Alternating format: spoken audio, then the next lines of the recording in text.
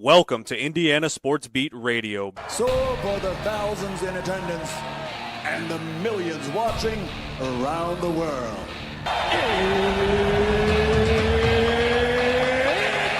Time! Three on the way. Oh! It went in! It went in! And Indiana wins the ball game! Know your role and shut your mouth, you jabroni! Float game for the win! Ayler's gone. Goodbye. Touchdown, Indy. Woo! IU. America. They got a football team now. Pretty simple. I win. Google me. You know that I'm the cream of the crop. Now, here's Jim Coyle. Hey, everybody. Welcome aboard. How are you doing? How's your day going? Appreciate you being with us on this Thursday as we continue to roll through the week. Indiana Sports Beat Radio. Jim Coyle with you as always. Looking forward to being joined by Dustin, Schutte, Matt Taylor. Coach Griff will join as well. Has plenty to get to as we continue this as we head towards the weekend. Actually, we're basically here with the football tonight. Really, I guess. Let's see. Pull that up. Yeah, you've always got some Thursday night action. Now you can't waste an opportunity to get a game on TV. But there we go. Schedule for college football tonight. Ooh, James Madison and Kennesaw State. How about them actions? No, that's Utah and Kennesaw State. James Madison takes on. Didn't that already happen? Yeah, that was Tuesday. Then we had Wednesday games. Tonight, you've got Coastal Carolina hosting Marshall and Texas San Antonio hosting Tulane. Tulane's coach, one of those names that might be battered around. Coach Griff joining us. Hey. Just talking about tonight's football action. Tulane, one of those teams whose coach, his name is one of those that you're going to hear in this coaching circle that's just going to be wild because there are so many stinking openings. That it's just going to create this big vacuum. Who's going to fill their shoes? It's just like, okay, everybody's firing their coach, but who are you going to get? Yeah. Who are you going to get to do better, to be better? Yeah. Well, this could be a big opportunity for some G5 school head coaches. I think you just mentioned one there from Tulane, Summerall, I think this is his name, but I would look at those guys that have been in, kind of the Signetti aspect of things, proven winner, program developer type of guys that some of these schools will look at. And that's not even including what other possible group of 5 schools potentially could open. And this would be a great year for JMU, James Madison. That's another one. Who continues, as David pointed out, continues to do well. Well, he's mentioned as well for the Virginia Tech job. And if JMU opens, you got to believe that Brian Haynes and or Mike Shanahan will be on their list of possible candidates to fill that position, as well as other potential jobs that may open. And even some of those lower P4 schools may look at a coordinator from a school as well. You got like Oklahoma State and Oregon State, those type of jobs that may not be the flashy of job on the market, but those have a tendency to draw the up and coming coordinators that have shown to, put some numbers on the board. And you couldn't disagree with what either one of those two guys have done at Indiana when it comes to statistical data that backs up the play of their, each side of the ball. So Those You guys might have could to come out of retirement, man. I may have to. Be a good year too. Hey, I tell you, get me a job so I can get fired and walk just out the be door. paid. And Walk just out the be door. Paid. Well, how about Louisiana State, LSU with Brian Cowley, and the governor is the one that got involved in that decision, and he's taking the hiring of the next head coach out of the hands of the AD, Scott Woodward. So you think that, he's not on the chopping block? I guarantee it. I'm so grateful of my time for LSU. That was my opportunity. Coaches got a shelf.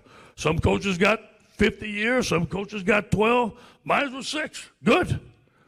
I got to tell you, we had a meeting. Say, Coach, things are not going well. No shit, Ray Charles can see that, brother.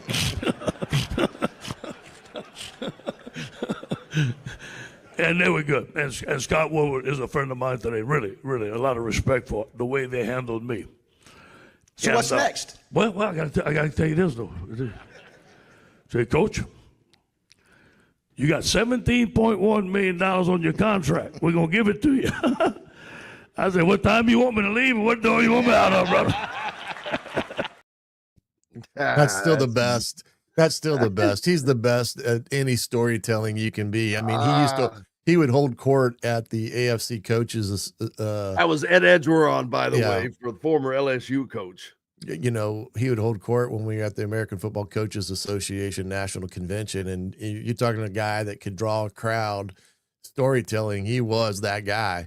But that's the interesting part about LSU is that this governor is overly involved in this whole process, which is to me would be a big alarm in that respect, because why would a governor worry about a college football team when he's got more problems on his plate to deal with in the state of Louisiana than whether or not the Tigers are winning on Saturday night in Baton Rouge? But that one, that one gets a little trickier now, because I'm not sure there's too many guys out there going to look at that and go, wait a minute. You fired the head coach as the governor. You pulled the hiring of the next head coach out of the hands of Scott Woodward, which tells me he's out the door. And I'm sure there's no, granted, I'm saying this with a little tongue in cheek because there'll be too many dollar signs in front of it not to take it. So yeah, I mean, it's an interesting year. It was a light year last year when it came to of the available head coaching positions. So this year's making up for what last year's lacked. And it's going to be interesting. It's good that Indiana locked up Mr. Cignetti and, Scott Dolson's forward thinking, because he kind of knew what was coming down the pipe with some of the ones that already started, not to mention what else would be available. And that to me was the smartest hire again. We've got to take a break. Dustin Schutte's going to join us next. And yes, Fozan, how about them Blue Jays, man? They were rolling on. They take the 3-2 lead in the World Series. Give Shohei Ohtani his first loss. But we've got more coming up. Thanks a lot for being with us. Back with it and much more after these messages. Andy Moore Honda is Bloomington's #1 Honda dealer for a reason. Buy a new Honda and get a 3-month break from car payments. That's right, no payments for 90 days. That includes the all-new, all-electric Honda Prologue, and you get it for just 0.9% financing. Or the 2024 Honda Ridgeline Black Edition or the Honda Accord LX, both for just 1.9% financing. Get more to your door from AndyMooreHonda.com, Bloomington's #1 Honda dealer and your best place for new and used vehicles. If you're looking for a new home in the Indianapolis area, you need Cheryl Sizemore from Brick and Ivy Realty. Cheryl Sizemore has over 2 decades of experience, and that could be the difference in getting the home you want in today's tough housing market. Reach out to Cheryl at CherylSizemore@gmail.com or 317-701-0838. That's 317-701-0838. Let Cheryl Sizemore sell or find your new home today. Huddle up, football fans. Tailgate season is here, and nobody gets you ready for game day like Academy Sports and Outdoors. Swing by your local Academy store or shop online at academy.com to find everything you need, from grills to jerseys and more. Be a watch party legend with gear from top brands like Nike and Under Armour, all at unbeatable prices every day. With 8 Academy stores across Indiana, including our Bloomington location, fun can't lose, and neither can you. Gear up today at Academy Sports and Outdoors. Zach Browning here to tell you about an offer you simply can't pass up. If you're looking for the best coverage of Indiana football and basketball, which includes recruiting, weekly chats, podcasts, as well as access to the best national team out there, then look no further than thehoosier.com. The best part, it's just $1 for the first week. Oh, and did I mention that you get a full year of access to The Athletic when you sign up? You can't beat the coverage, and you can't beat the deal. So head over to thehoosier.com today and sign up for just $1. It'll be the best decision you ever made.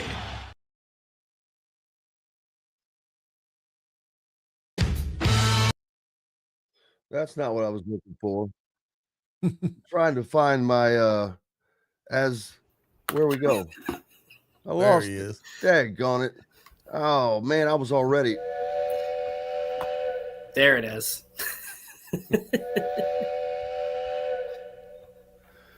Coming down the tracks. Boiler up, baby. The conductor, Dustin Schutte from Purdue or Boiler SI. Which one is it? How you say it? Purdue on SI. Purdue on SI. Welcome aboard. How's it going, brother? I'm doing well, Jim. How are you? Doing okay. Doing okay. Would be better if we were going to get to have you for the whole day with Matt Taylor and everything, but we'll take the loveliness that we can get while we can get it. How's everything going with you, sir? Doing well. I mean, we're now into full-on basketball mode. Purdue's had 2 exhibitions now, played Kentucky on Friday, played UIndy last night, and so the real thing begins on Tuesday. So, and then next week, I mean, you got women's basketball on Monday, Thursday, men's basketball Tuesday, Friday, volleyball Friday, Saturday, football Saturday. Going to be a crazy week for me. I'll be all around the joint on Purdue's campus. Yeah, I hear you, man. It's that time of year, double duty going on. What was your take from the Kentucky-Purdue game? So in that game, I think it was two of the things Purdue wanted to address in the offseason was their defense and then primarily their rebounding. That was the big reason why they went to the transfer portal and got Oscar Clough. Didn't shoot the ball particularly well in Rupp Arena against Kentucky. I think they were about 38.5% from the floor. Just made 3 of 17. So obviously that's going to tilt the rebounding in Kentucky's favor. But they were out rebounded in that game by 12. And that was a reason why they lost several of the games that maybe they should have won last season. They struggled a lot with Kentucky's athleticism, especially when they were able to get out in transition. So I think that it highlighted some of the concerns that Purdue still has. Now, the one thing I'll say is that Matt Painter does not scout those games. Some teams choose to, some teams choose not to. He's one that does not, go into a deep dive or really any type of dive into this. It's just solely focused on what can Purdue do to improve itself. And you saw some of the areas where they need to grow. They still need to grow on the glass. They still need to get better defensively. So Kentucky won that game. I mean, they delivered some punches. Purdue didn't have much of an answer, but at the same time, like, there's going to be some growing pains. This is a team that still has, like, in the first 2 games, Oscar Clough has really struggled. And he got it going in the second half against University of Indianapolis last night, got a couple rebounds, but he's been a little bit hesitant. Looks like he's thinking too much. So, look, I still think they're going to be really good. I still think that they have a Final Four caliber talent and going to make a deep run in the NCAA tournament, but there's certainly some things that give you some concern through the first 2 exhibition games, I would say. Yeah, Indiana, although they were able to get a win against Baylor, they were, what was exposed was their rebounding ineffectiveness. They got clobbered on the boards, like 44-26 or something like that. Offensive rebounds, they gave up a ton. As a matter of fact, I think I've got it. Offensive rebounding, man, They gave up 16 offensive rebounds while getting only 4. That's a problem. Defensive rebounding, 28-21. Indiana, 44-25 total on that. But the points off and then the turnovers. Indiana, that's where they made up for things. They forced 16 Baylor turnovers and turned it into 22 points while only turning the ball over 9 times. So they're making up for things for their lack of rebounding right now because of their size. But that's something you don't want to chase all year. You know what I mean? Right. Right. Yeah, you want to shore up some of those things. And again, I don't know how much Indiana prepped for that game. I don't know how much they scouted Baylor for that. So you don't really know. And again, this is how can you scout? It's hard to scout. Right. Team. Hell, they all have new players. I was going to say you can't do it anymore. So it's a good learning opportunity. But I think Indiana's a team that is bringing in a lot of new pieces, and I think the biggest thing on the Purdue side is Oscar Clough and Trey Kaufman-Renn learning to play together. Last year, Trey Kaufman-Renn was primarily the 5. And so he had the floor open to himself to go to work. There was no cluster. Clough is a guy who plays in the low post. He can be a little bit more athletic, so he can move kind of like Caleb First could, but primarily he's going to be on the block. So you're shortening the floor almost and giving Trey Kaufman-Renn less space. I think that will change throughout the season. And once they get acclimated with each other and kind of know what each other is going to do. But I think you saw some of those offensive woes because Trey Kaufman-Renn was a 60% shooter last season. And in the first 2 games, especially against Kentucky early, he struggled to get it going. He had some missed shots last night that I think usually go in. So it's going to be interesting. I think people assumed that, and this is why you don't play these games on paper, right? Because you look at the talent, and I'm not trying to call anybody out here, but I think that Indiana, when you look at their talent in the past couple seasons on a roster standpoint, you would look and say that's a team that should get to the Sweet 16. But that's why you don't play the games on paper, because there are going to be some growing pains. I think people thought that with the roster assembly that it just automatically clicks right away. And that's not how it works. Like, it's going to take time. So, and Purdue's Purdue's lost these exhibition games 2 years in a row now. They lost to Arkansas before they went to the Final Four. They lost to Creighton last year. So who really knows? But Purdue's going to have some tough early tests. They go to Alabama in the second week of the season. Then they'll play in the Baja Mar, where they could see Texas Tech. They'll play a good Memphis team. Then they'll have Marquette, Iowa State, Auburn.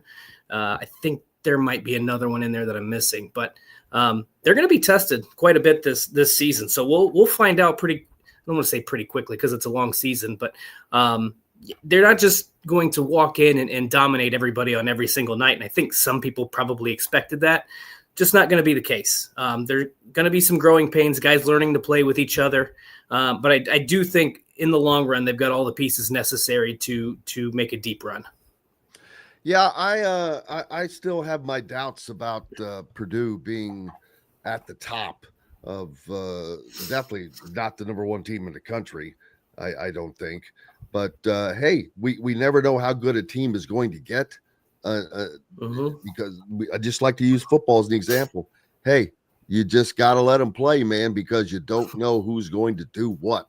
You don't know what pieces are going to click. It obviously. Look back at the football season. The first games the teams play, not very good. They're just not good yet. You're not in sync yet, and all of that stuff has to come together. You just mentioned learning to play with each other. There's just a lot of things that goes in, and that's why they play all of these non-conference games up before they get into conference play. These are all, for the most part, supposed to be tune-up games. And that's why you see them playing Alabama, A&M, and whomever else, we're talking about, mixed in with some tough teams, because you need a little bit to get ready for Indiana. It's Louisville, Kentucky, Marquette on that schedule before they get into Big Ten play. But, yeah, we'll find out who is what. I still think Michigan is going to be the team in the Big Ten to to look out for. Although they're having troubles with turning the ball over right now. Mm-hmm. They have just couldn't hold on to that ball with a handle. Well, that was their problem last year, especially early in the season. I mean, I think at one point they were averaging like 16 turnovers a game. Now, they obviously got it together, and their style of play kind of allowed them to overcome some of that. They were I can't remember, but I think they were a really good rebounding team.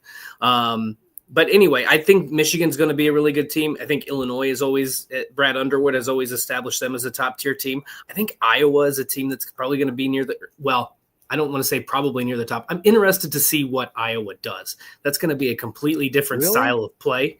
Yeah. But why do you think they'll be so good already?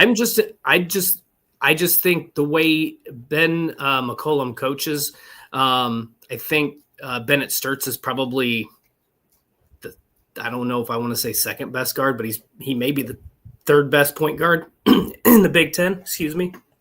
So I think they have some interesting pieces. I'm not saying they're going to win the Big Ten, but I think they could be a top 5 team in that league, along with Purdue, Michigan, Illinois, and Michigan State, whoever else you want to throw in there. Indiana could be in the conversation. UCLA could be in the conversation.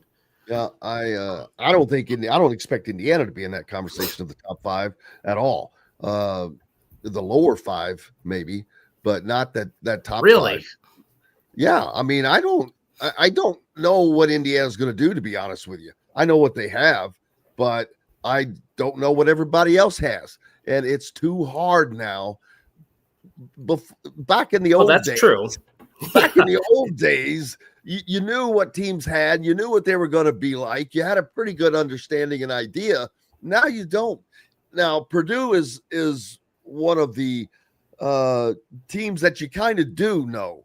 You have the at least the best understanding, but even they have additions that are going to change that team in a way that you're not sure quite how it's going to work.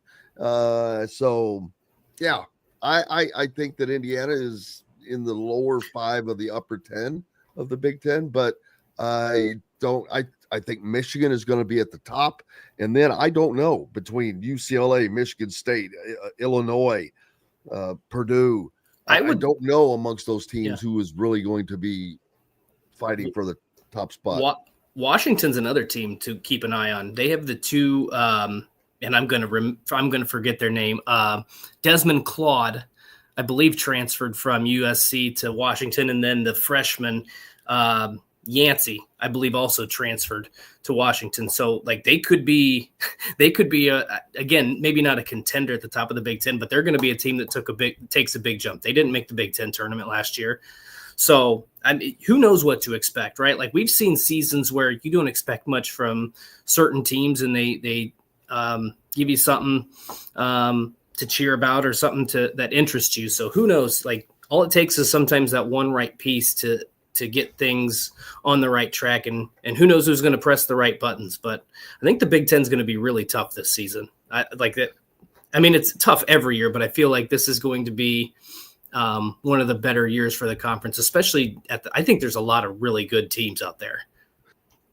I agree. And you never know who's who and who's going to be that team. Matt Painter, man, it's not pressure. Pressure's not the right word, but to win the national championship, this is kind of, I don't want to say it's his last chance at it, but this is the last run with this band. The band has been together for a while, for 4 or 5 years now. And they've been on this great run. And again, I don't think it's pressure, but to win the national championship, it's kind of got to be pressing for him and Purdue to get that done this year. Yeah, I think you can use the word pressure because that's the expectation they put for themselves. Like, they wrote the word national champions on the whiteboard. That's their motivation. That was their motivation all summer. That was their motivation in practice. It's going to continue to fuel their fire. But that doesn't mean that just because you have experience and you've been good the last couple of years, doesn't mean squat. Like, as Matt Painter always says, you start over every season. You're 0-0, and you got to take it one game at a time. So I do think it's pressure. Now, the one thing that they are beneficiaries of, particularly with Trey Kaufman-Wren, Fletcher Lawyer and Braden Smith, is that those three guys have been through everything. They know if you don't take it seriously, what can happen, right? You get bounced by a 16 seed in the first round of the NCAA tournament. They know what it takes to get to the national championship game. They've been there. Last year, they were a bucket away, even though they weren't the best. I think they finished with a 6 seed in the Big Ten. They were one bad call and one defensive lapse away from getting to the Elite Eight and playing Tennessee for a shot at the Final Four. So this is a group that's been through it all. They have the national championship expectation. It's not like they're just going to get to midway through the season and say, hey, we think we're good enough to get to the Final Four, and then they start to feel the pressure. This is the goal from the start of the season. So I think it's fair. And look, Matt Painter's even said, he was asked by some of the guys at the Field of 68, like, is this the best team you've had? Is this the best chance you've had to win a national title? And he said, yeah, I think that because of the depth we have, because of the talent on our roster, because of the experience we bring back, this is our best chance that since I've been here to win a national championship. So this isn't like, they know what the expectation is, but there's also a belief or an understanding that if they don't get it done, like the program's not going to crumble tomorrow. You just go back to work, you get back on the recruiting trail, and you try to do it again. So I don't think I actually wrote about this the other day. I don't think it's now or never, because the NCAA tournament, Jim, is such a crapshoot. Like, we've seen low seeded teams get to the Final Four. That UConn team, I think, was a 4 or 5 seed in in 2011 or 12, whenever they went on their magical run. You've seen VCU, George Mason, Loyola Chicago get to a Final Four. You just never know what's going to happen. So I never say now or never when it comes to college basketball, because it's just, sometimes it's luck of the draw. But in terms of their best chance, I still think that this is their second best chance, because I still think that team that returned Edey, Mason Gillis, Braden Smith, Fletcher Lawyer, brought in Lance Jones, I think that was their best team. But we'll see. There's a long season ahead, and maybe after a few games, this team will change my mind, but maybe they'll outplay that Zach Edey 23-24 team that made it to the national championship game. We'll certainly see this weekend. The Boilers travel to Ann Arbor to play in the Big House. The football season that I thought was going to be so much better for Purdue this year, although they have played better. They have looked so much better. Their win total is going to be a whopping 1 more maybe than last season. Yeah. And I was surprised. I literally thought that they were going to win some games, but Northwestern got better. Rutgers was better than I thought they were going to be. So tough sledding for Purdue right now, and it's not going to get any easier as they travel to number 21 Michigan, who is looking to stay on track to potentially land in the college football playoffs. Yeah, there's a good chance that I think Washington's really good too, so there's a chance that they could play 4 ranked opponents in their Final Four games. Indiana number 2, Ohio State number 1, Michigan 21, Washington not ranked, but that's fraudulent. Washington should be ranked, yes. Correct. Look, Purdue has played better. I think they are much better than they were a season. I think they're competing at a higher level than they were a season ago. I don't know in terms of the talent if they're better, but what I would say is they also have blown 2 of those games.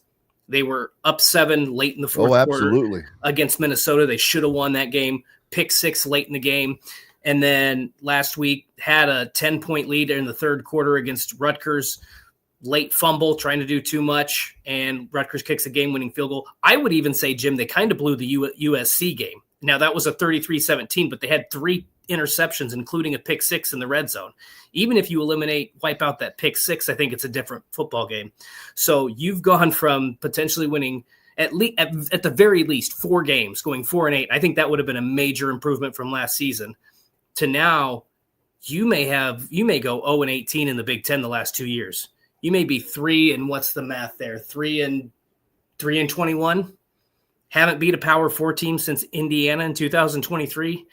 Like it's some ugly stats, and the only reason I bring that up is because it makes it a lot harder for Barry Odom to go out on the recruiting trail or in the transfer portal and make a pitch. If you won a few games, you can say, "Hey, look at what we're building here." And I think that there are some positives you can point to.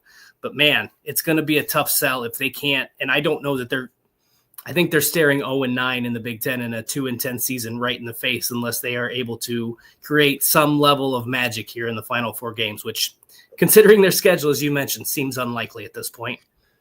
Yeah, and like I said, I thought that was going to be different, but it's not that Purdue didn't get better. They did. They looked a lot better, played a lot better, but so did everybody else, unfortunately. Yeah. And that was the thing that I did not that's not part of the equation I included, unfortunately, as Rutgers, like I said, better, Northwestern better. Hell, Northwestern went to Penn State and beat the Nittany Lions, who now travel to the Shoe this weekend to take on Ohio State in what was a gigantic matchup could have been a number 1, number 2 matchup.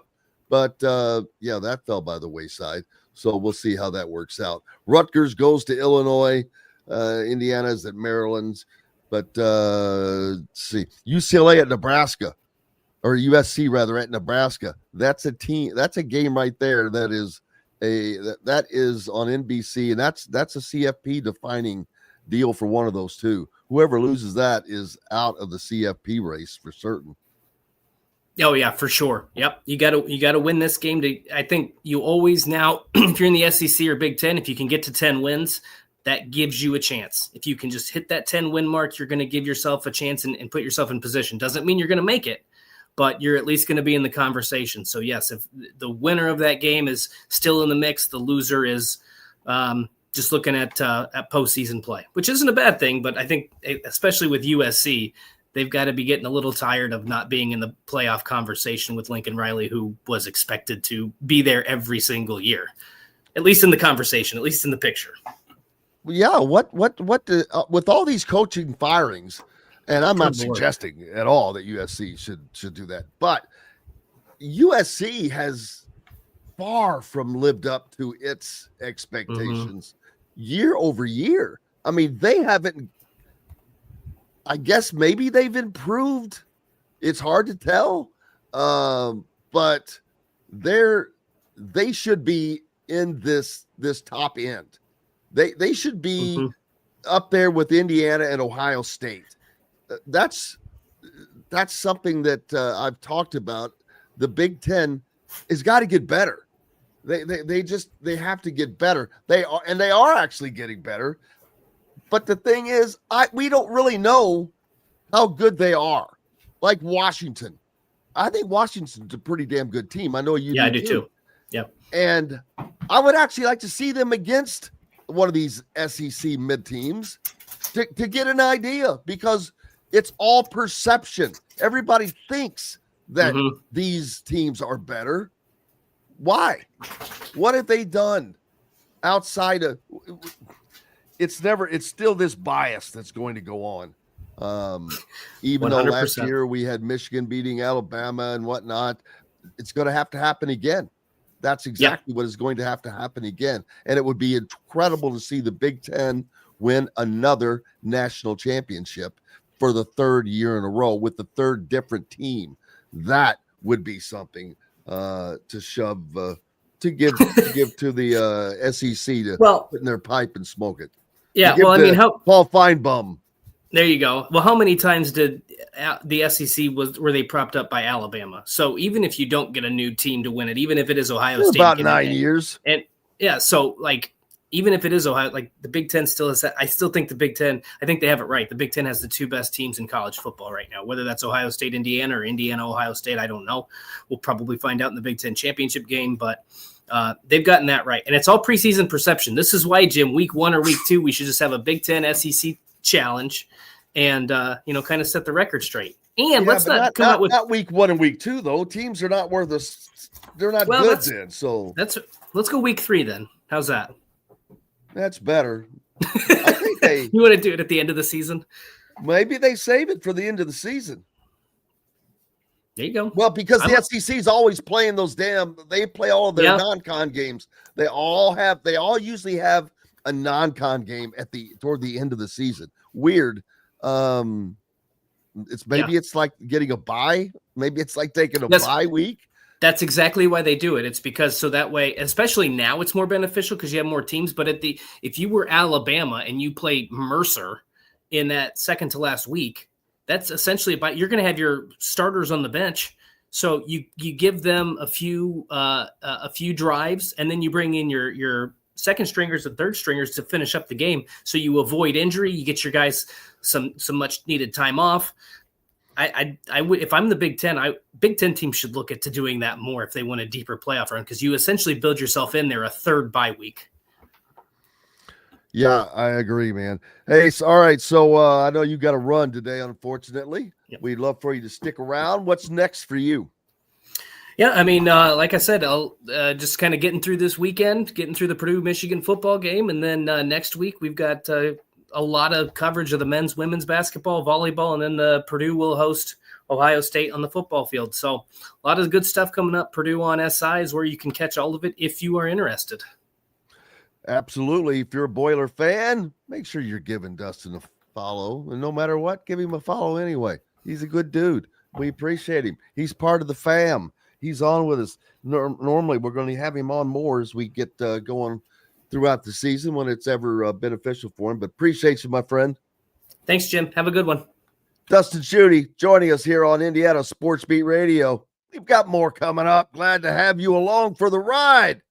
We're back with plenty more after these messages. Know a team or group needing a fundraiser? Boost Fundraising raises more money faster and offers the most unique and user-friendly online fundraiser in the nation. Your team receives personalized fundraising pages for each team member. Free team-branded promo gifts shipped to each donor. Boost Fundraising does it all. Sports teams, marching bands, charity causes, and community groups. Go to boostfundraising.com and be sure to enter the promo code COYLE, that's COYLE, to receive a discounted fundraiser.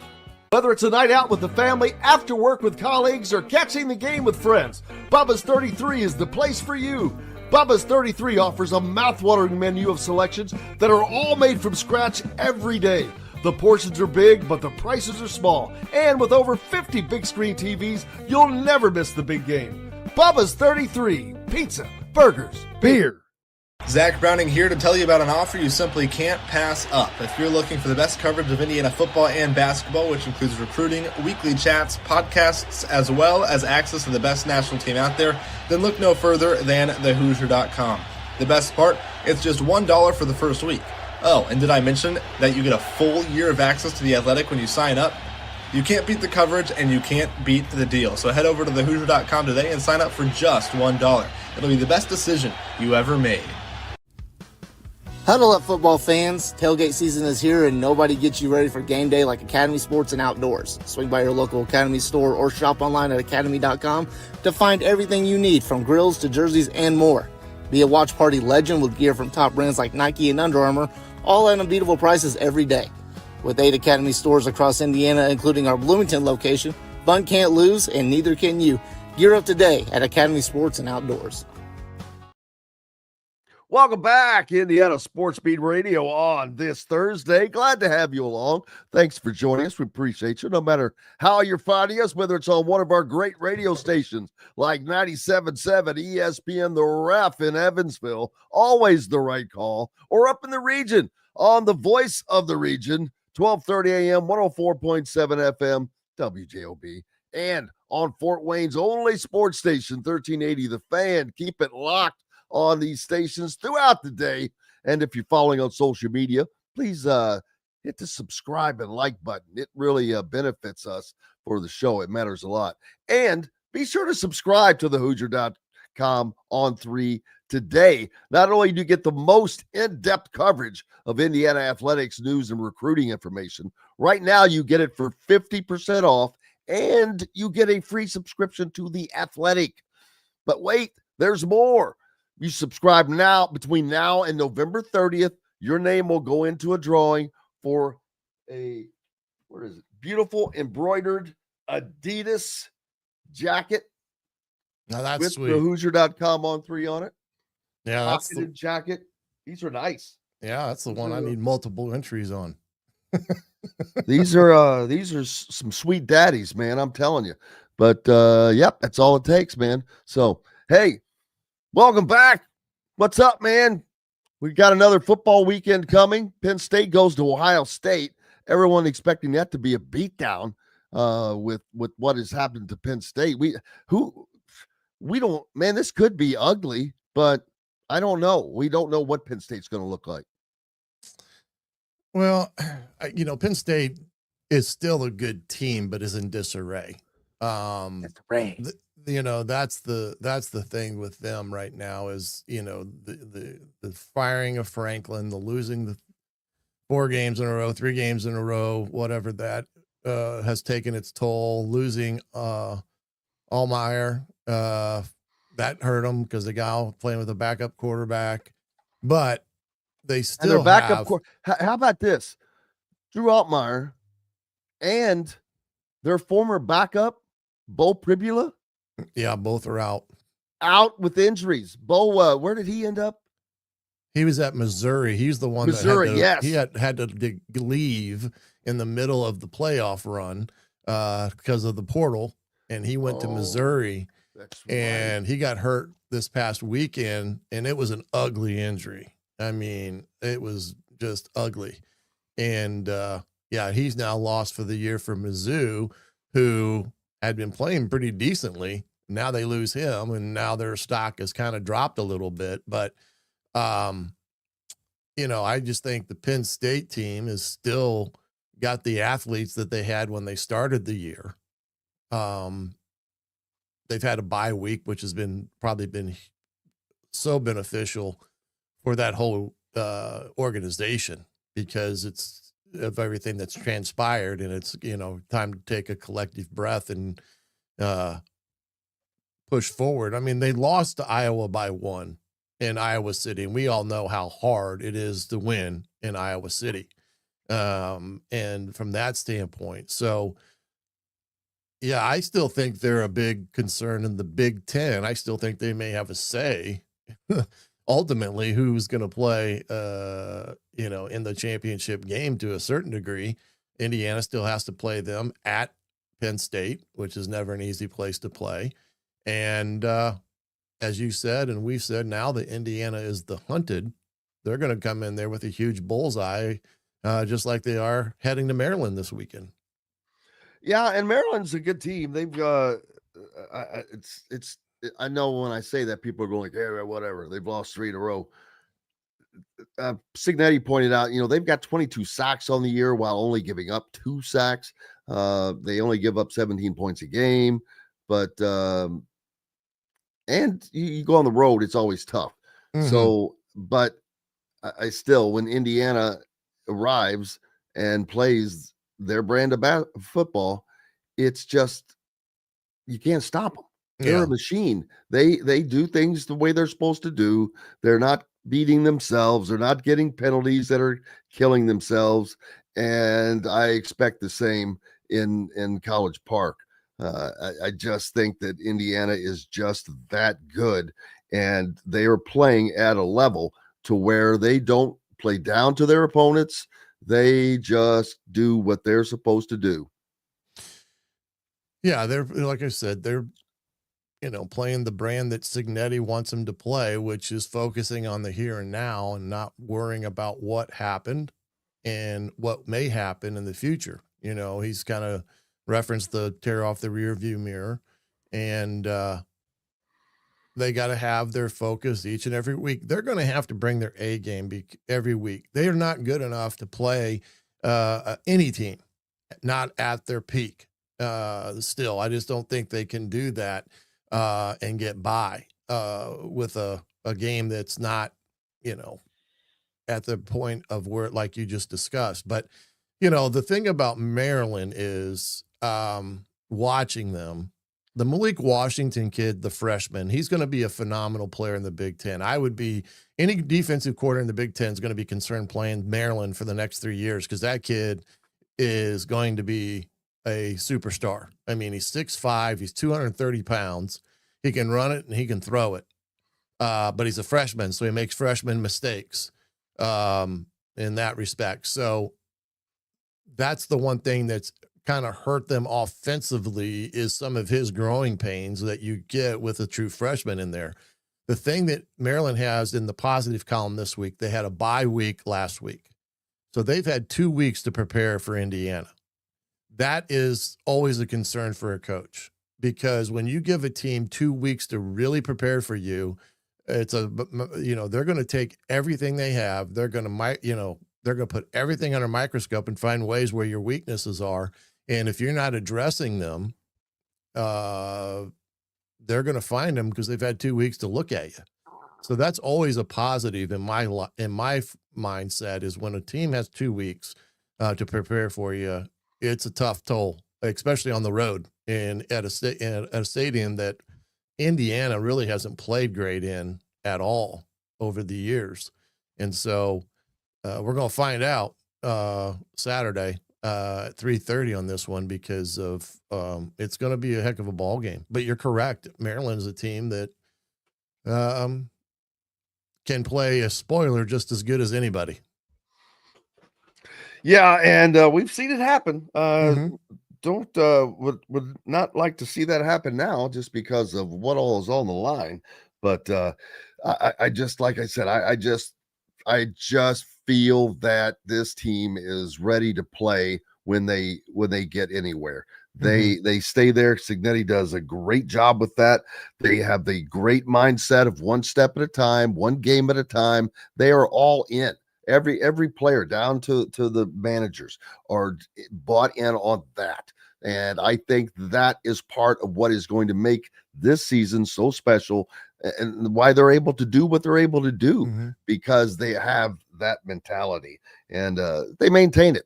But other games going on in the Big Ten as well. Penn State traveling to Ohio State, like I said. Can they play the spoiler? I'm not sure. We'll find out. Rutgers at Illinois. Yeah, it is a good one, but Illinois coming off of a loss, they're going to win this game. I think personally, they're a 12.5 point favorite, which is that's a pretty juicy line. But yeah, Michigan State goes to Minnesota. Now, I think Minnesota will probably win that game. Yeah, but they're only a 3.5 point favorite. Yeah, Jonathan Smith is just, I don't know, just snake bitten or something, because he doesn't look like I got to be honest with you. Whenever I see a picture of him, he looks like a little kid that is the first day of school, and he's not sure where his class is. Yeah. Well, that's probably that's kind of how they're playing. They're kind of wandering around at times, and I don't know. It's going to be interesting to see if they are patient enough their second year in East Lansing. I mean, they've all but written him off in the papers up there. I mean, it's, a non-issue in the minds of the media that he's done, but I got to think they're going to give him one more year, but we'll see.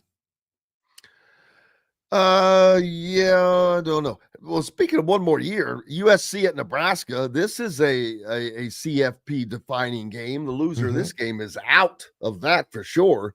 But it also, Matt Rule and Lincoln Riley, both of these coaches have underperformed, and neither are going to be fired.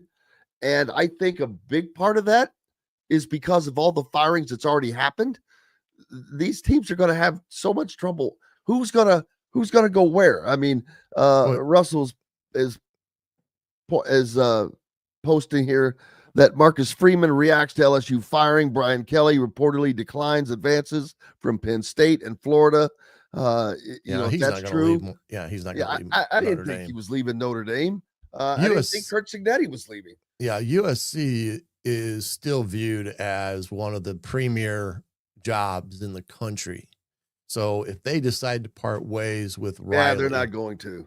And it's still one of those jobs, but whether they do or not, we'll see. But but Penn State is who's Penn State going to get?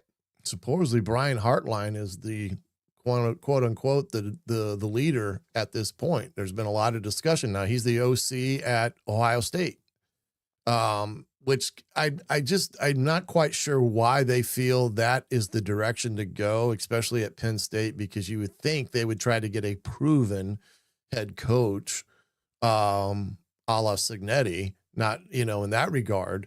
But from the chatter that I've heard, is Hartline has kind of emerged as the guy. Now, whether that's smoke and mirrors, and Matt Rule is still in the crosshairs of that AD because their previous relationship. We'll see.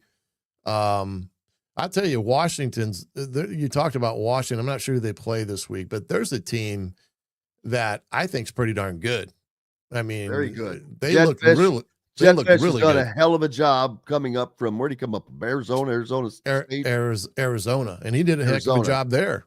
And remember, he got in late that first year. So this is truly his really first full year of recruiting and things of that nature. The quarterback they have is outstanding. And,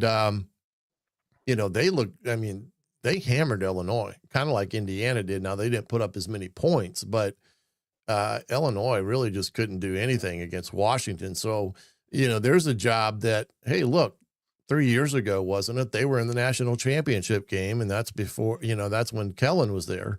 So it's not to sit here and say that they couldn't make a reappearance in the national landscape under Jed Fish. And they're kind of being forgotten out west there because, they didn't have a great year last year. But I do think they're a really good Big Ten team, and kind of like USC's, I still think it's a pretty good Big Ten team. And we're going to find out. But Washington is a team that I would keep an eye on in that respect. I think Penn State should look at guys like Jeff Brom, Jed Fish from Washington. The guys that have a proven track record. And not only that, Jeff Brom would be attractive because I think he's 4-4 in top games against top 2 teams or something like that, as opposed to that 1 in 12, 90. Yeah, whatever. Well, look at Brom. They beat Louisville. Hey, we got to take a break. Okay. I was going to say Louisville. They've been down to Miami and beat them. Oh yeah, hey, he's proven he can do it, man. And they've got to get somebody, and they have to get somebody that can win. Hey, we've got tons more coming up here at Indiana Sports Beat Radio. Jim Coyle with you, Coach Griff is with us, and Matt Taylor from the Colts joins us next. Is he going to get? I wonder if Matt's going to get any of the Irsay collection. We'll talk about that going up for auction. I mean, we're talking some incredible world-renowned pieces of music instruments and books, and it covers so many different facets of life.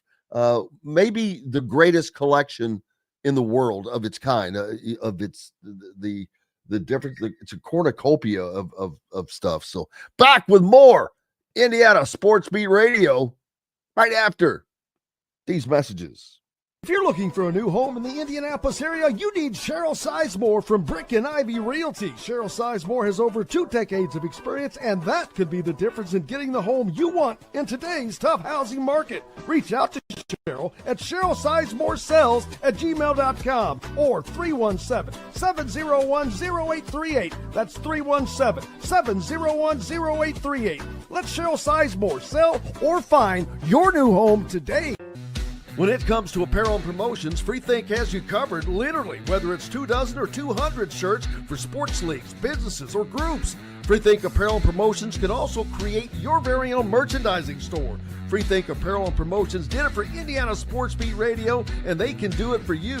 Whether it's screen printing, embroidery, digital printing, promotional products, vehicle wraps, or anything else under the promotional line. See what Freethink Apparel and Promotions can do for you at freethinkapparel.com.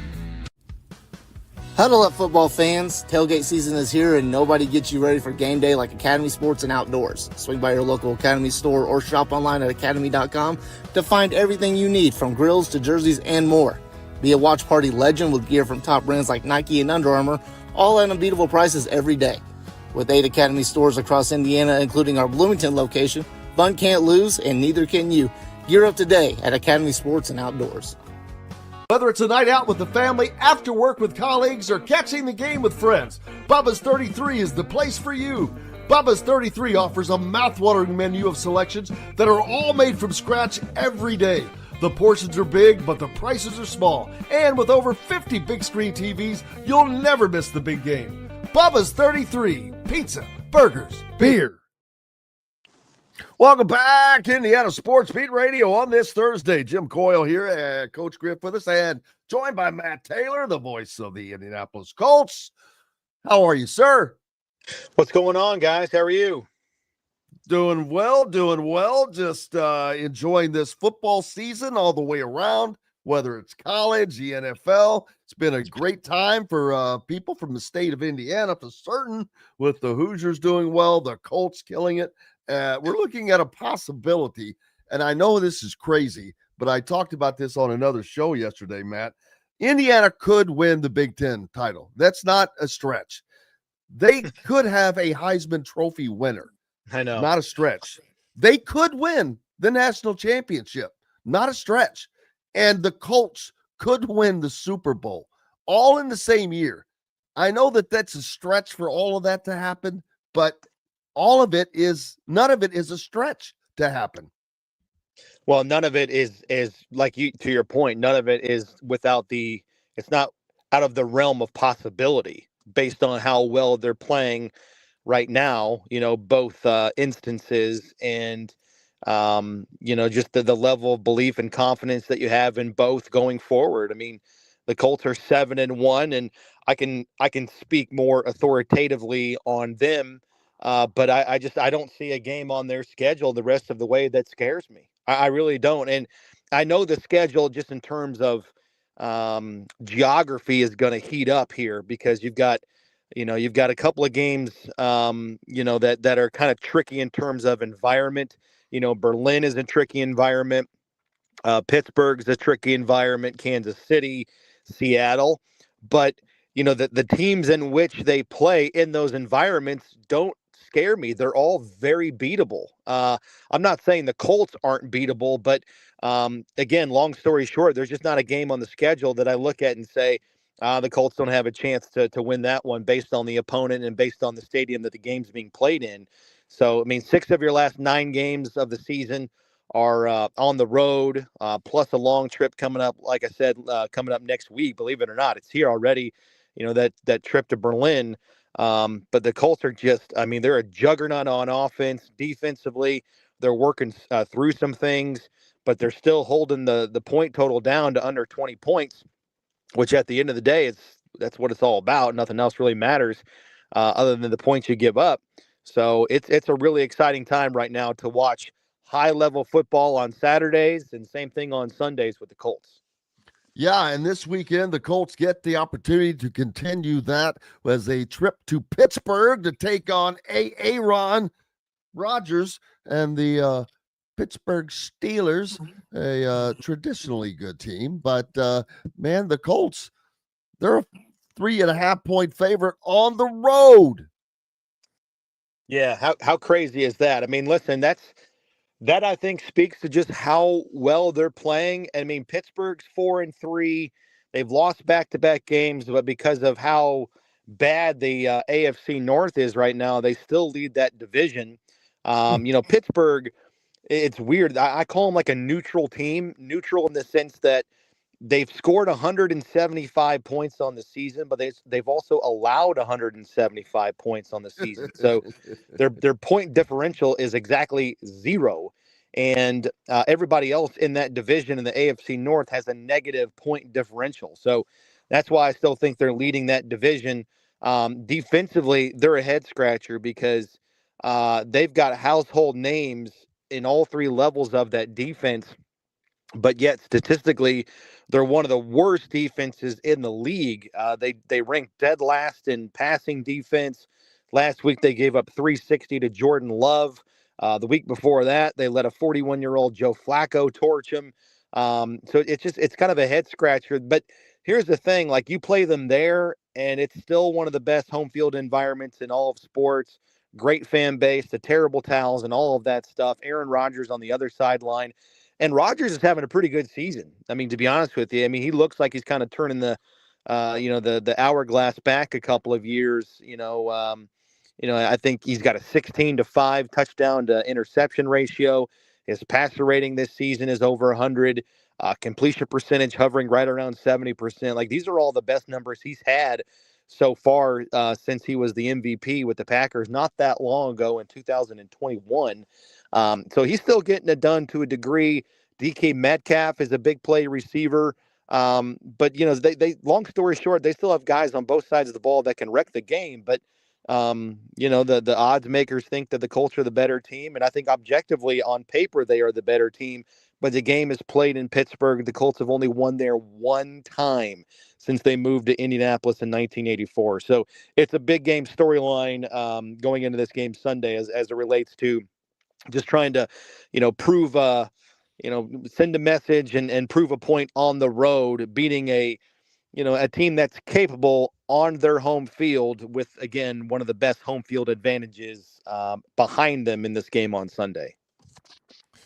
Yeah, you got to think too that Tyler Warren has just gotten better and better each week of the season, in my opinion. I'm going to get your feelings on that because he seems to be becoming a primary target in the passing game. Very athletic guy, and I've seen them at least, or it seems to be they have been targeting him more in the passing game. Well, they have, but here's the deal about the Colts offense. It is so take what they give you and execute at such a high, precise level that it doesn't matter if it's Warren going for, 8 for 60 or if it's Pittman the other day going for, 9 for 95 and a touchdown. I mean, going into the game, you don't know who's going to have a semi-big game for the Colts because the ball goes so many different directions based on what the defense is allowing the Colts to take. And they just take what's there and execute at such a high level. Now they take their shots too, and that certainly lightens up the defense, which is very important. But I mean, the Colts are one of the very few teams in the NFL that don't have a 100-yard receiver. And I think they like it that way. They prefer it that way. And it makes it tougher on the defense. We've talked about this. I mean, if you're a defensive coordinator in the NFL, your main job when you wake up on Monday morning getting ready for a new week and a new opponent is to figure out, how do I take away the other team's best player? How do I make him play left-handed, right? I mean, that's what Bill Belichick made a career doing. If you're getting ready to play the Colts, is their best player Michael Pittman Jr.? Is it Tyler Warren? Do I load up the box to slow down Jonathan Taylor? Do I heat up Daniel Jones? Well, if you heat up Daniel Jones, he's going to kill you in the passing game. If you load up the box, the other guys on the outside are going to kill you in the passing game. If you sell out to double team Pittman or Warren, there's opportunities in the running game for Jonathan Taylor. So I think the Colts offense is so balanced. It is so full of skill players. So one week it might be Warren going for 6 for 80, or another week it might be Josh Downs getting a bunch of yards after the catch and some third down conversions. I mean, just whatever the case is, the Colts are so fine with just shredding you from so many different ways. And I call him Mr. High Tide. Daniel Jones, to me, he's a high tide because he lifts every boat around him. Everybody around him is better because of his presence within this offense. And he is so good pre-snap and executing in the passing game, precise accuracy. It's like a surgery every week watching this offense work. And they just slowly pick you apart. And it doesn't matter who it is. And it's a nightmare right now getting ready to play this Colts offense because of the different ways they can beat you and how many different guys they can feed the football to. One quick question here. We got trade deadline coming up pretty soon, I believe. And do you anticipate the Colts making any moves there to strengthen their roster, or do you feel like they're okay now? And is that a possibility of moving Anthony Richardson as well, if that's their case, and trying to position themselves, for the draft maybe? Yeah, it's a great question. I mean, we're gonna have to wait and see on it. I mean, the Colts, to your point, they haven't been in this situation at 7-1. They haven't been anywhere close to this in the regime of Chris Ballard since he's been here since 2017. So as it relates to the record and the time of year and the trade deadline coming up, we're kind of in uncharted waters right now. So it's kind of a big wait and see game. But there's definitely a window of opportunity right now. There's no doubt about that. And To what degree they'll show some urgency, we'll have to find out. But I mean, I think if you just look at the roster, I mean, two of the natural areas where you're inclined to look at are, one is in the secondary. Charvarius Ward is still on IR. He's coming back, relatively soon. He'll be back, the middle part of this upcoming month in November. Jalen Jones has a decent shot to come back this week. Decent because I say he was a full participant in practice yesterday, and the Colts opened up his 21-day window to return off of IR last week. Last week, he was a limited participant, but he hasn't played since week 1 with a hamstring injury, and he's been dealing with this hamstring injury since, late June. Missed a lot of OTAs with it, missed training camp with it, and then obviously has missed the last 7 or 8 weeks, with this hamstring problem. But if he can come back, that would be big. I mean, just on paper, he would provide some stability, because it's been just such a that cornerback room has been just ransacked with injuries and instability there. So to get some stability there with his presence would be big, because last year he started all 17 games and actually had 100 tackles a year ago, and he led all NFL cornerbacks in tackles last year, and he's pretty good in coverage. But that being said, like if he does hypothetically come back this week, there will be a little bit of a ramp up time, and perhaps maybe he'd have to shake off a little bit of that rust. I don't know. But, that's just one more body out there in terms of depth. Also, another area you would have to look at maybe perhaps is defensive end. The Colts just don't. They have a lot of guys.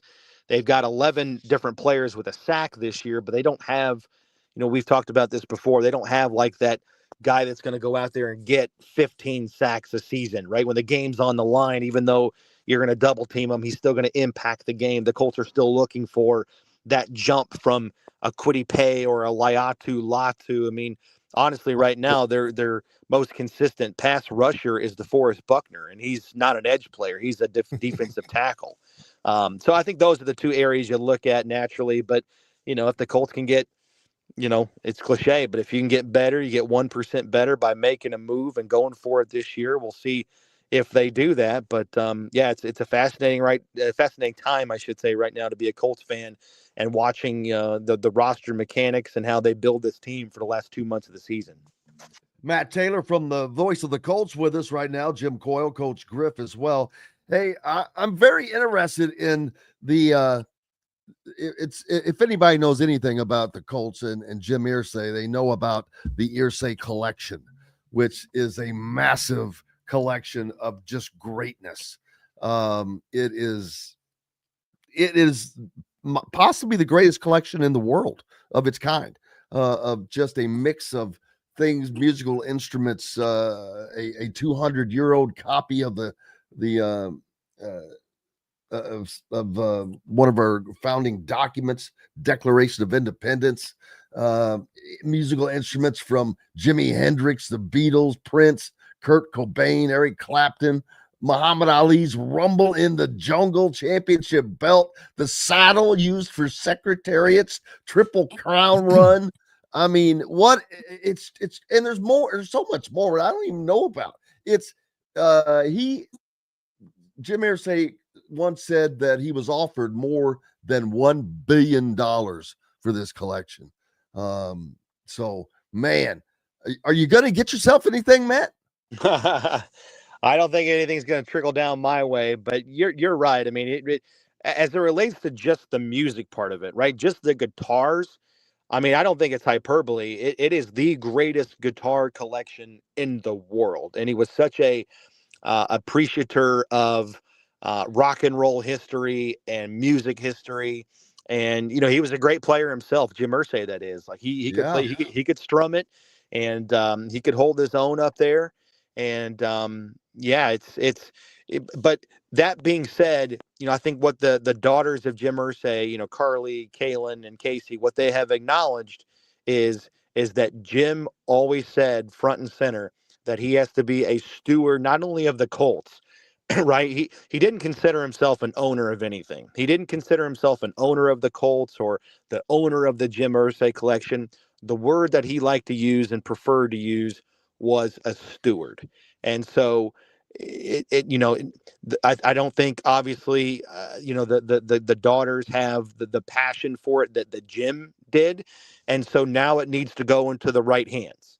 And that's what I think this is all about is paying it forward, making sure it goes to places where it can be appreciated further and where it can be, revered in all of the right places. And so they're going to make sure they sell it to the right organizations, the right people, so that the next people can be stewards of all of this history and all of these artifacts and what these things mean and what they represent. So, no question that I saw the collection, gosh, probably half a dozen times. And I mean, you could just get lost in the guitar collection, which I did. I love rock and roll music too.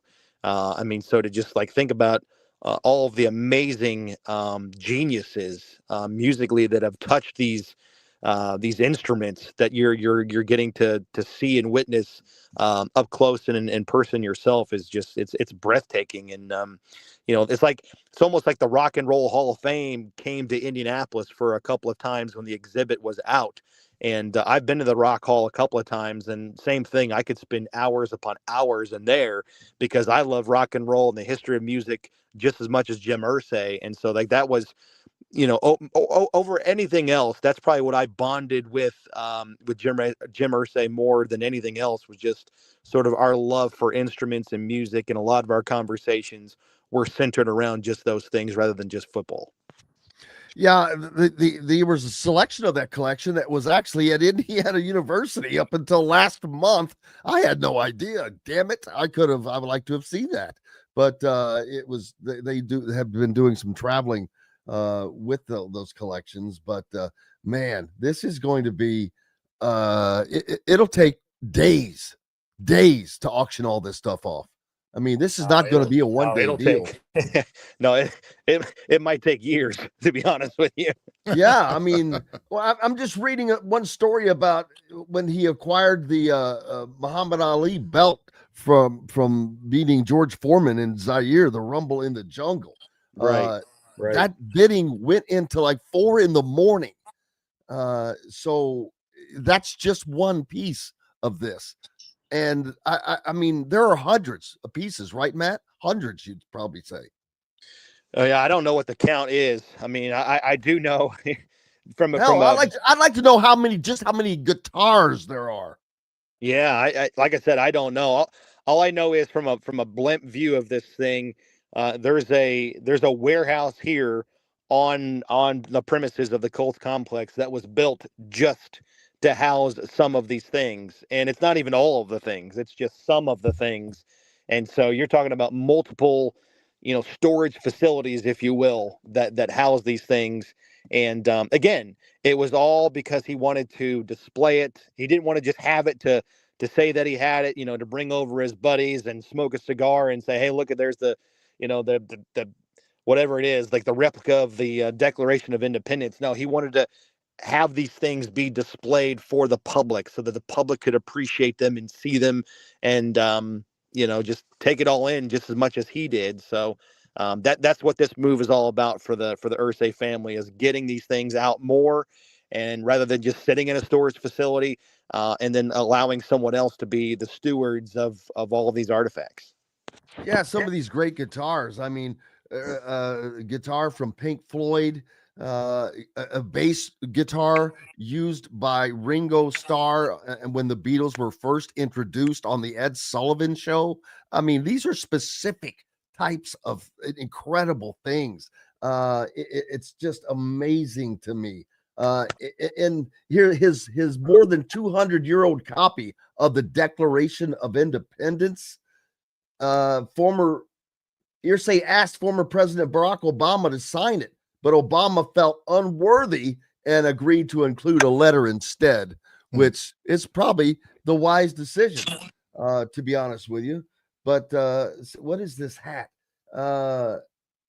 This hat that former Texas Governor John Connally was going to present to John F. Kennedy in 1963.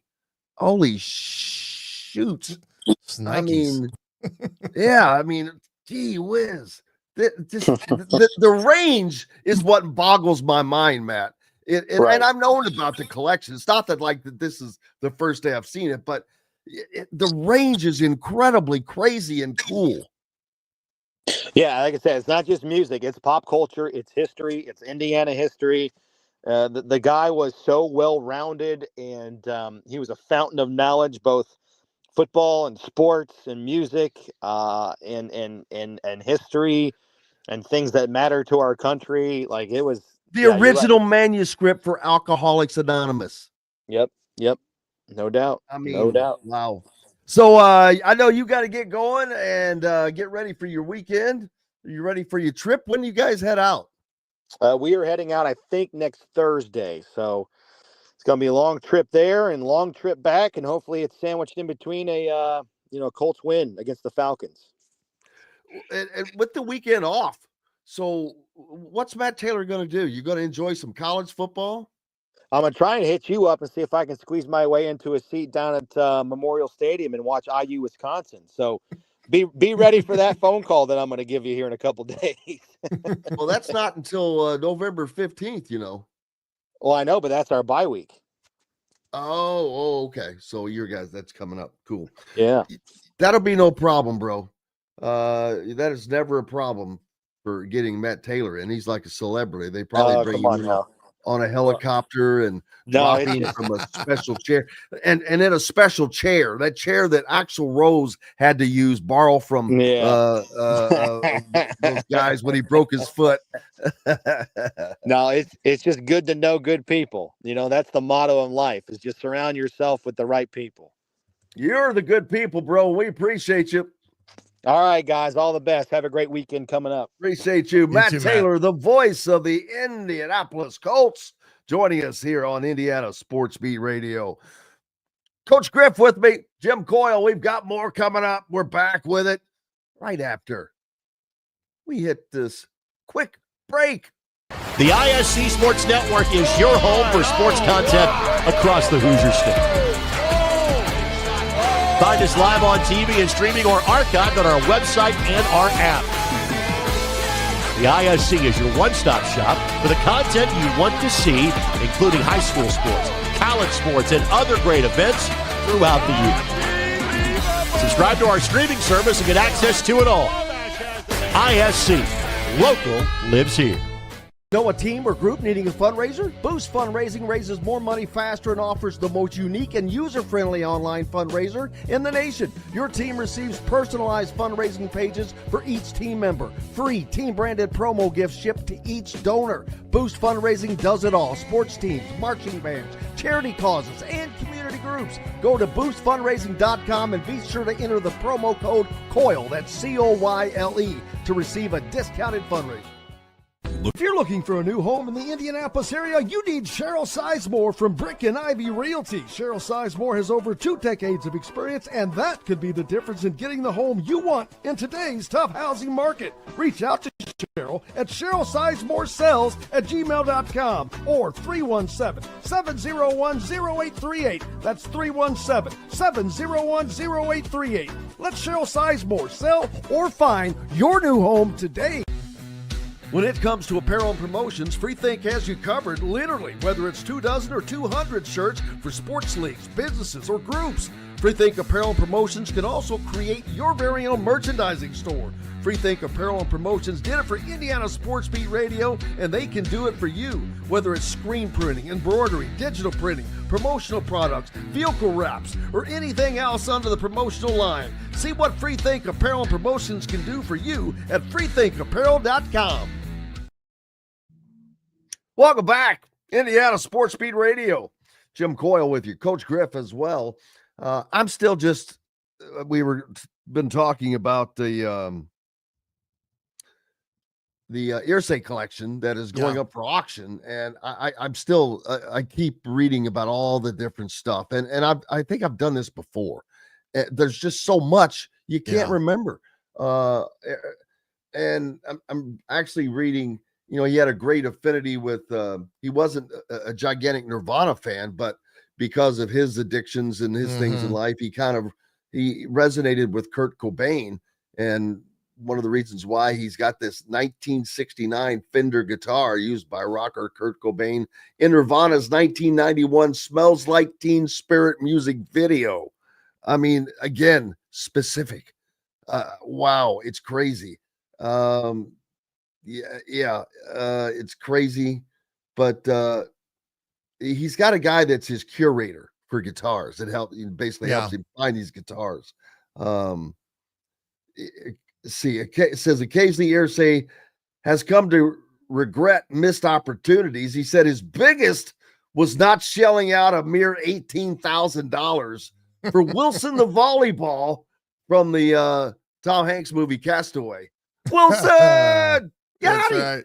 I have to wonder, with all of this stuff, how do you not spend $18,000 to get that damn volleyball? I know. He was that was one of the things that if you didn't really know what Irsay was truly about outside of, like you say, the Colts, his fascination with memorabilia is second to none. It's just an amazing collection of many different items of history. It's crazy.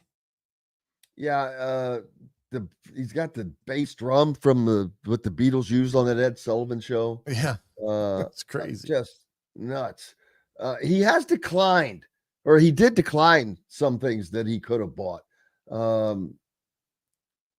Let's see. He once was offered an opportunity to purchase a number of artifacts that once belonged to Reverend Martin Luther King Jr., including his personal Bible and the room key from the Lorraine Motel where he was assassinated in 1968, and just said, I cannot buy this.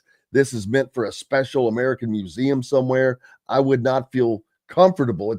It's too much for me to be the steward of something like that. It's just too historic. So, yeah, he didn't pick up just everything. He does have Elton John's touring piano from 2021. So there's that. It's crazy. Just all the different stuff. I mean, we could sit here all day if I had a list of it and talk about and I'm sure there will be a list, and I cannot wait to see it.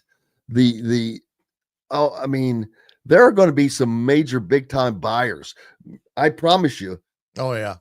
Musicians, big time rock musicians are going to go after some of these guitars, but these guitars are not cheap. We're talking multi-millions of dollars. Yeah. But they're doing this for charity, which is great. So it's going to be that in itself is awesome because that's going to raise a lot of money. Oh my gosh. Absolutely. So looking forward to that. Trade deadline. You mentioned that earlier. The 2025 NFL trade deadline hits at 4 p.m. Eastern time. What, this Tuesday? Yeah, I think it's within the next week. I was just interested to see. It's on Tuesday, 4 p.m. on Tuesday. My point is, will we ever get to that in college football? Yeah, you never know. Never know. I mean, almost. Let's say you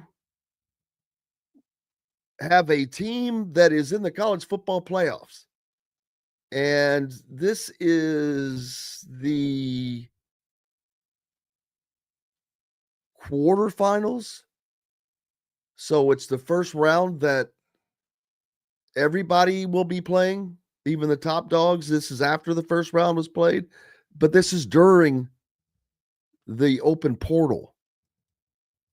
Yeah. Can you enter the portal, go to another team, and play for that team in the playoffs? Yeah, that's a good question. It's a good idea. I mean, why not? I think that's the interesting dynamic. Oh, I know. I mean, it's really crazy, but I would think the provision that would prevent that from happening is being entered or enrolled in school and in 12 full credit hours at that institution. That would be the kicker in terms of that being able to be done from that perspective. So it's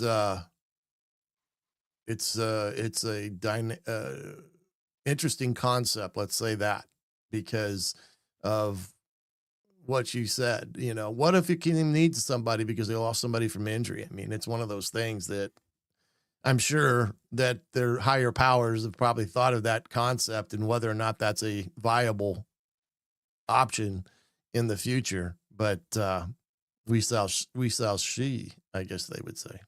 Yeah, Sally sells she sores down by the seashore. We get that one out going on. Yeah. Another fun weekend of college football coming. What games are you looking at most? Oh man, there's so many of them. I'm interested to see how Vanderbilt does now against. I think they play Missouri this week. Well, speaking of coaching, what about Vanderbilt's coach? Yeah, how does he not get drawn up in this? Yeah, he's a name that's going to be in the mix, and probably is. It's just one of those things that he's being overshadowed by names like Lane Kiffin and things of that magnitude. Well, Lane Kiffin is probably going. I think he's going to leave this time, personally. But yeah, I think he's eyeing. I think if LSU would approach him, that's the job that he would probably leave for. Why would they not approach him? He Florida has to be number one. Yeah, but Florida's not. No, well, LSU rumor has it he doesn't want the Florida job. They offered like $80 million, and I guess he politely turned it down. But for how many years? I don't know the years on that one. Supposedly, he's got Jimmy Sexton, so he's got one of the best agents out there in terms of providing opportunity. And I would think that LSU would be the more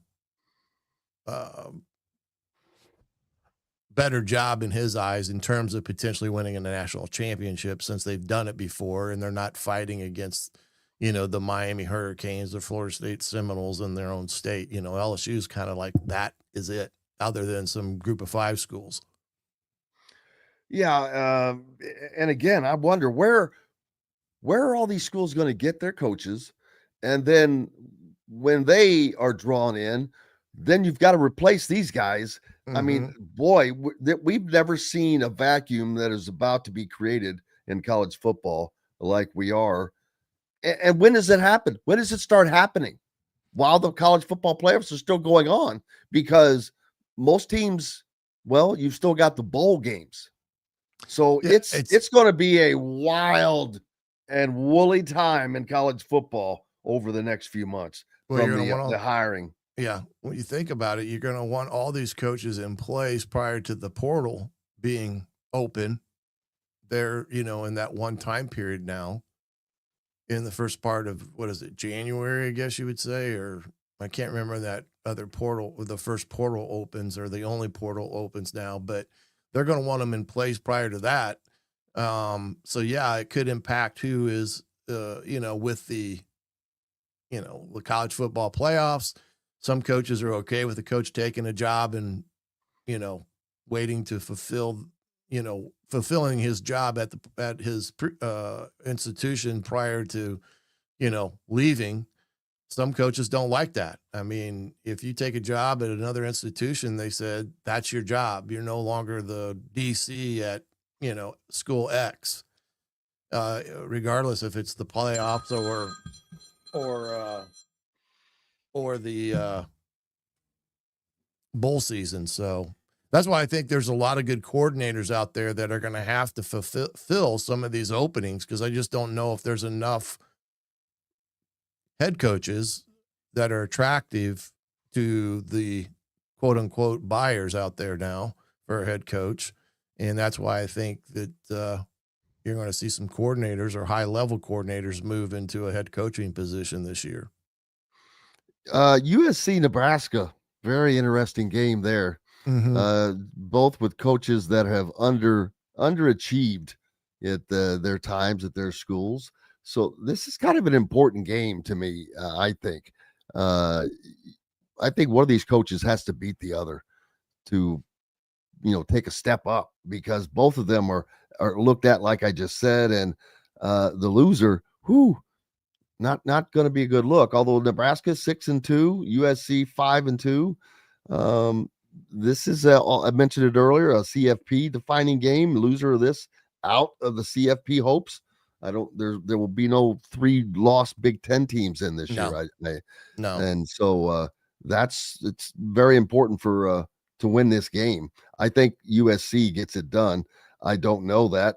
We'll find out. But I'm looking at the pick'ems on the college pick'ems for ISB. Make sure you get your selections in.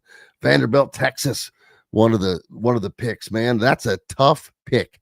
Normally I would go with Vanderbilt. I'm not a big fan of Texas this year, but they're at home, and I think they bounce back.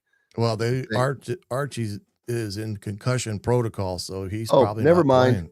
playing. Never mind. Not playing. I'm glad I forgot about that. So I just switched my pick. Saved you a buck. Yeah. Vanderbilt goes to Texas and gets that win. First of all, that completely knocks Texas out of any conversation regarding the college football playoffs, in my opinion. And it firmly entrenches Vanderbilt into the college football playoff. Mm-hmm. Yeah, because I don't think maybe they're and they would be. People are still going to think Ole Miss and Georgia are ahead of Vanderbilt, but Vanderbilt wins that game, man. They're going to climb. Yeah, I mean, Vandy's 19th right now overall. They have their remaining schedule, of course. They're 9. They're number 9. Right. They have Texas, Auburn, Kentucky, Tennessee. So you got to think that they could lose a game, and they can lose a game. Yeah, I mean, 7-1. The best thing about their next 2 games after this one, they're both at home against Auburn and Kentucky, and they go to Tennessee, which is the big rivalry game, and that could be for them getting a shot in the playoffs. You know, that's kind of a remarkable thing to think of because of what Clark Lee's done as well. I mean, he's kind of done, a little different than Sig in that regard, but it just goes to show you how important the quarterback position is on any team. You've got to have a productive guy at that spot. And, it's being shown over and over again. I mean, the kid at Mississippi, and his name's escaping me at this point, but he was at Division II Ferris State a year ago. And look what he's done. He's doing at Ole Miss now. I mean, it's incredible. But, that's credit to Lane having the eye of that, looking at that kid and saying, I don't care if he's a Division II. He looks like a Division I athlete. And he shows it, and he has. So, I mean, he's been remarkable for them. Yeah, the SEC goes 9 deep with teams with 2 losses or less. Mm-hmm. And you go back up here to the Big Ten, and that is 1, 2, 3, 4, 5, 6. It's 6 deep. So there's a difference between the SEC and the Big Ten. They appear to be a little deeper, but I'm not sure that that's actually true. The Washington Huskies, 6-2. Mm-hmm. Well, I didn't see them. They're 6-2, so there's another one. And they should be ranked, in my opinion, as well as the Iowa Hawkeyes. Iowa's 6-2. They're 4-1 in the Big Ten. Mm-hmm. Are they not ranked? Yeah, I know that was some of the criticism this week in the AP and coaches poll that you do not have ranked Washington or Iowa, and both have had bias. That's because they've got so many SEC teams that are ranked, and I'm not saying that they're not, good, decent teams, but I think Washington and Iowa are as good, and it's perception. It's perception. People think this. They think that these SEC teams are what they are. Why? Why do you think that? Right. Because you that's been that way in the past. Right. That does not make it that way today. And so, well, Alabama and Georgia have had such a tenure as that, beacon of greatness in the SEC. And there's I guess that too has been a reason. But the big game this week another big game this week in the Big Ten that I'm interested in is Oregon at Iowa. Because Oregon's number 6, they go into Iowa City to take on the Hawkeyes in an environment is just as difficult as their own home environment. So that one to me is kind of interesting because I think Iowa's defense has got the capabilities to control Oregon their offense. Well, Iowa, one of the teams that, although they're not ranked right now, I still think that they have CFP hopes. They're 6-2. If they win this game against Oregon, who's number 6, they definitely get ranked, and they would be 7-2. Yeah. So, and 5-1 in the Big Ten Conference. You've got to consider them for the college football playoffs. But how much harm would that do to Oregon? That would put them at 7-2. I think that would leave them in the CFP, but it would put them on the doorstep to where it would, boom, you could be knocked out. It would easily. hurt Indiana's win at Oregon if they were to lose at Iowa, because it wouldn't be viewed as as good a win as it is as right now. No, I mean, it's Oregon going on the road to play at a place like Iowa. That is pretty tough place to play. We know it's tough. Yeah. I think that this is going to be I don't know how this game comes out. No, I think it's going to be a really good ball game. Is Dante game. Moore still beat up? I don't know that. I haven't seen anything that would tell me the answer to that question. Not to say that they're going to publish it out there, but Iowa they play Oregon this week, then they play at USC, home against Michigan State, and then on the road at Nebraska. And if you think about it, like you just said, if they would win out, let's just say, that gives them a beat of a top 10 and a top 25 team. Very similar to Indiana in that regard, because Indiana's beat a top 10 and a top 25 team. So, Iowa will more than likely have a ranking and could move up quite extensively if they win the next 2 games against ranked opponents. Well, Notre Dame is definitely going to make it in, I think. It's always hard to keep them out because it's Notre Dame, but I think they're going to slide by with those 2 losses and manage the rest of their season and get their little piece of the pie again. Well, they lost. They lost an A&M by 1 at home. I mean, that we can say A&M is a very good team, and then they lost on the road to Miami in Miami.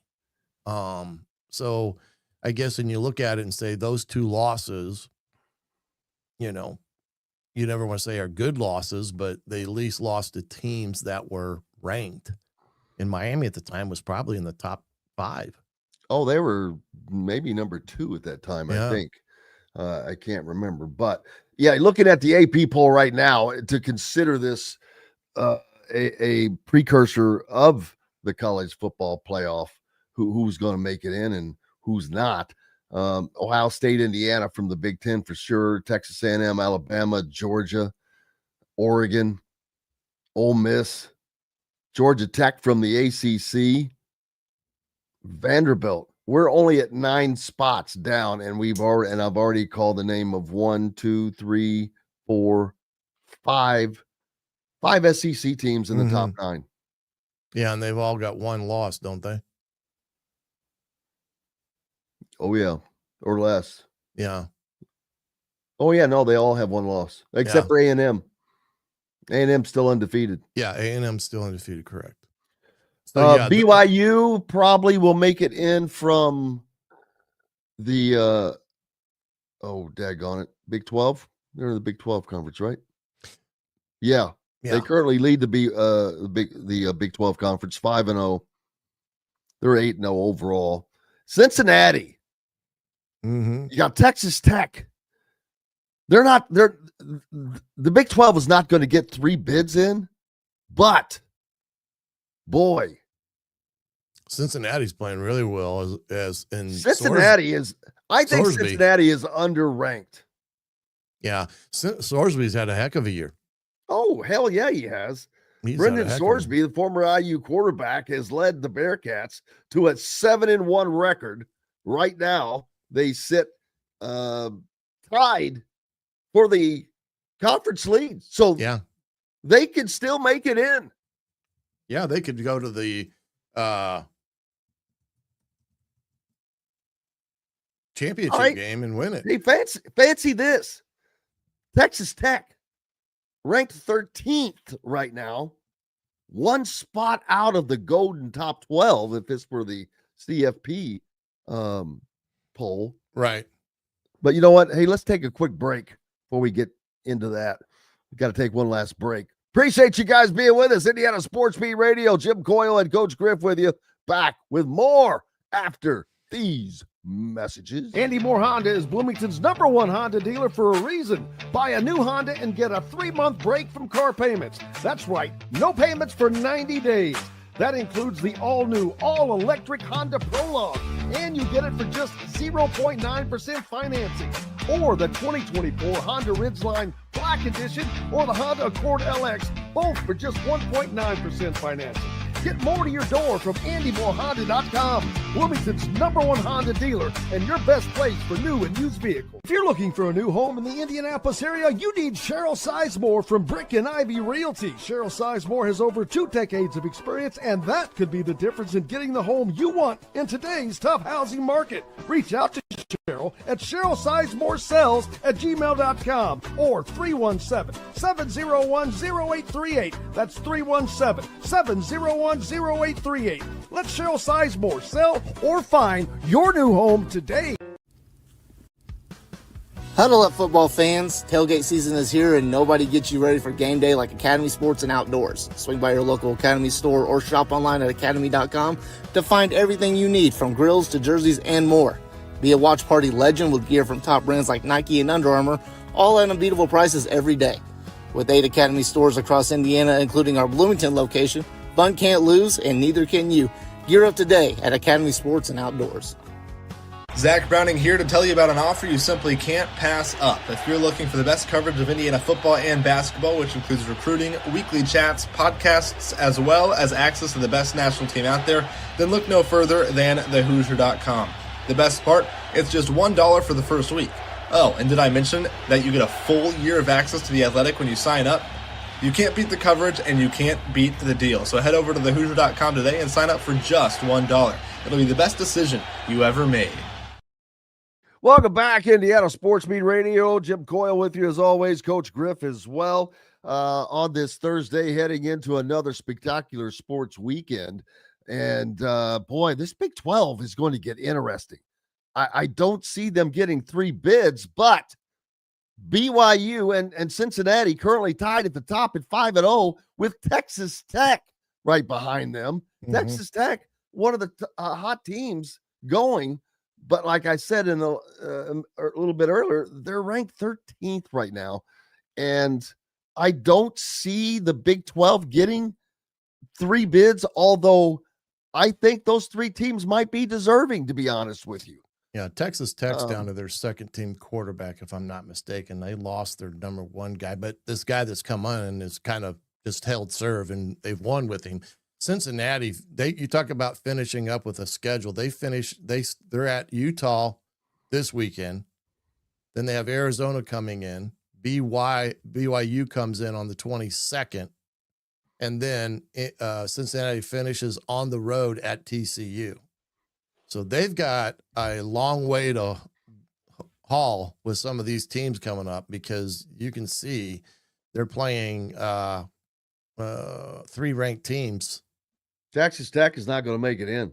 So I think Cincinnati shocks everybody, upsets BYU at the Big 12 championship game, and makes it in, I don't know that they get 2 bids. Will they get 2 bids from the Big 12? And the only reason I say that, not that they're not deserving, they are. But I start looking, just using the top 20, AP top 25 as a template. You're only getting 12 teams in. Well, you look Ohio State, Indiana, and Texas A&M, Alabama, Georgia, Oregon. Oregon is a team that they're not solidly in it. They are right now, but if they lose at Iowa, they're in jeopardy. Yeah, because the Big 12, I'm going to be honest with you. The Big 12 may take that 4th spot from the Big 10. It's possible. It depends on what Oregon does. But there has to be a Big 10 team that rises up to take that. And I think that Oregon needs to beat Iowa. If USC wants to get in, they've got to win that game against Nebraska to get that spot to keep things rolling. But it's going to get fun these last few weeks, and especially when does I think it's the first ranking comes out Monday. Okay, boy, we're going to have some fun stuff to talk about then. Yeah, it's usually but I expect it to be what I see right now from the AP top 25. Georgia Tech is the first non-SEC Big 10 team at 8th, and they would be the ACC representative. But then you've got Miami in the 10th spot. Does the ACC get 10 teams in? Are you going to keep Georgia Tech and Miami both out? Well, right now, Georgia Tech would be in my opinion, and I'd think that Miami's in. Even though right they now lost to Louisville, but it'll be interesting to see how let's just say Indiana and Ohio State hold serve, they win this weekend, and it'll be interesting to see how the committee ranks those 2 teams, because if you look at their resumes, Indiana has the better signature wins at this point, beating 2 top 10 teams, beating Oregon, and then Illinois. When they came in, they were ranked 9th, and Oregon was ranked 2nd when they beat them. So, and who has Ohio State beat? I mean, the Texas win, okay. Yeah. At the beginning of the year, doesn't look so That's great why now. I think Indiana's the number 1 team in the country. And that's what I'm getting at, to see how this college football playoff committee ranks it on the resume, because that would be hilarious, but I cannot imagine them if they don't, having the cojones to do that. They're going to have to explain it other than, we look at it, the eye test passes at Ohio State. They're the defending national champion. Okay. Then don't tell us signature wins matter, because by that framework that you just stated, it has no bearing on the ranking. And so that will be interesting, because what will happen with especially if Texas were to lose this week at home to Vanderbilt. Right. What does 3 through 11 look like for the Power 4 teams? Because the 12th spot has Ohio State beat a ranked team besides Texas? No. And if they lose that game this week, Texas drops out of the top 25. Yeah, I'd have to look. I think Texas is the only win at the beginning of the year that was, you would say, is a quote unquote signature win, because how high Texas was rated at the time, because I think they were 3rd in the country. So yeah, it'll be interesting. That's why we love it. That's right. We'll have fun with it, man. I cannot thank buddy. everybody enough. Thanks, Coach. Thanks to Dustin, Schutte, Matt Taylor as well. Most importantly, each and every one of you. Without you, we have no reason Catch to me be tonight. here. We're back 7:30. tomorrow. Tonight, Hoosier Tailgate with Coach, 7:30. Go to thehoosier.com. Until tomorrow, I'm Jim Coyle. I will see you on the radio. Thanks for listening to Indiana Sports Beat Radio. Be sure to subscribe to our YouTube page for more clips and team coverage of Indiana basketball, football, and more. You can also find full episodes and tons of other content on thehoosier.com. We'll see you next time for another edition of Indiana Sports Beat Radio.